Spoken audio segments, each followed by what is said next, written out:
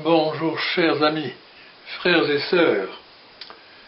Le culte, la liturgie rendue à Dieu sont au centre de la parole proclamée en ce dimanche, fête de la dédicace de la basilique du Latran, c'est-à-dire la cathédrale du pape à Rome. Occasion pour nous de bien nous situer par rapport à cet évangile un peu étonnant. Dans l'évangile de Jean, la première fois que Jésus quitte sa Galilée de son enfance pour monter à Jérusalem, il commença par un beau scandale à l'intérieur du temple, là où ses contemporains venaient accomplir leur devoir envers Dieu.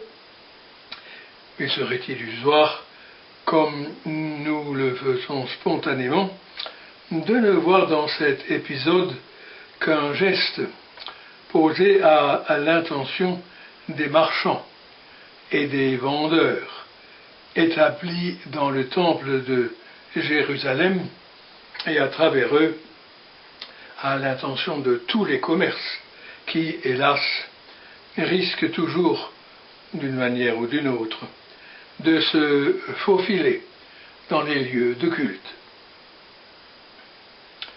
Et ce que Jésus chasse à coups de fouet du temple, ce qu'il déclare caduc, c'est le système religieux tout entier qu'on y avait installé en croyant honorer Dieu. Chez les Juifs, le temple devait être le lieu privilégié de la rencontre de Dieu avec son peuple.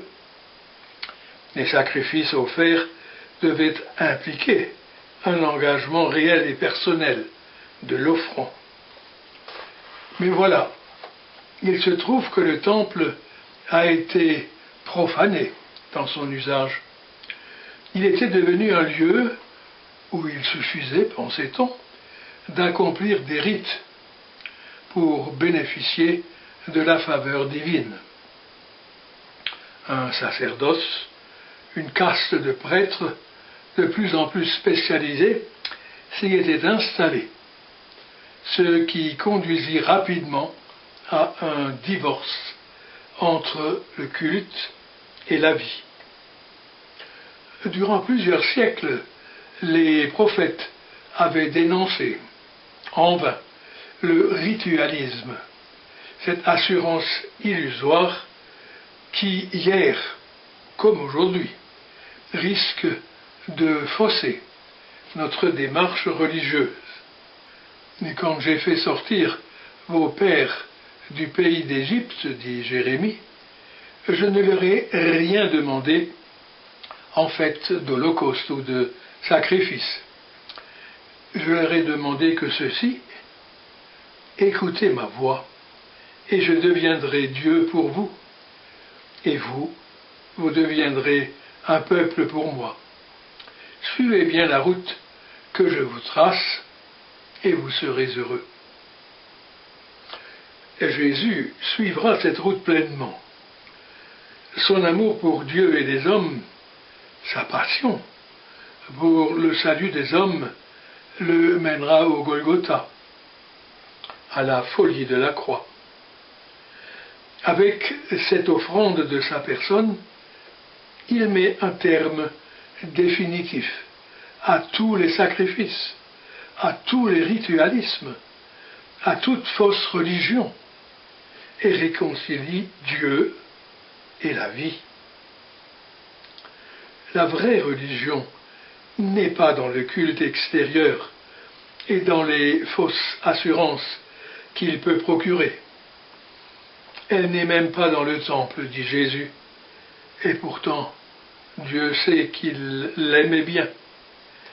Elle est ailleurs, dans un temple qu'on ne détruit pas, qu'on ne tue pas, parce que Dieu est plus fort que la mort. Détruisez ce temple, et je le rebâtirai en 3 jours. La vraie religion, elle est en lui, dans la vie comme lui, dans l'amour qui ne passera pas. Elle est dans notre cœur. Le comprendrons-nous enfin?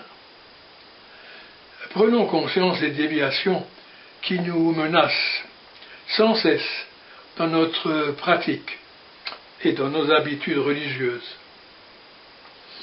On peut aller à l'église sans fraterniser avec les autres chrétiens qui sont rassemblés.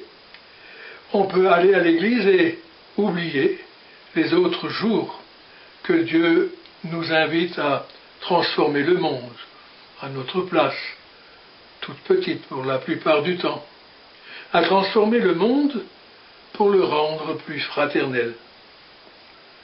Ce que Jésus chasse du temple à coups de fouet, c'est le refus de lier le culte et la vie et croire que par le ritualisme, on est agréable à Dieu. Le culte, non pas des rites, mais une communion à la mort et à la résurrection du Christ. Ce qui fait qu'on ne prie pas pour que Dieu sache, mais parce qu'il sait ce dont nous avons besoin. Qu'on ne prie pas pour qu'il agisse, mais parce qu'on sait qu'il agit pour le meilleur. Qu'on ne prie pas pour être aimé de lui, mais parce qu'on est aimé de lui. Qu'on ne prie pas pour qu'il soit avec nous dans les bons et les mauvais jours, mais parce qu'il est avec nous. Le culte, non pas l'homme qui agit sur Dieu, c'est Dieu qui voudrait bien agir sur le cœur de l'homme. Puisse la parole de Dieu de ce jour porter de bons fruits dans notre vie. Amen.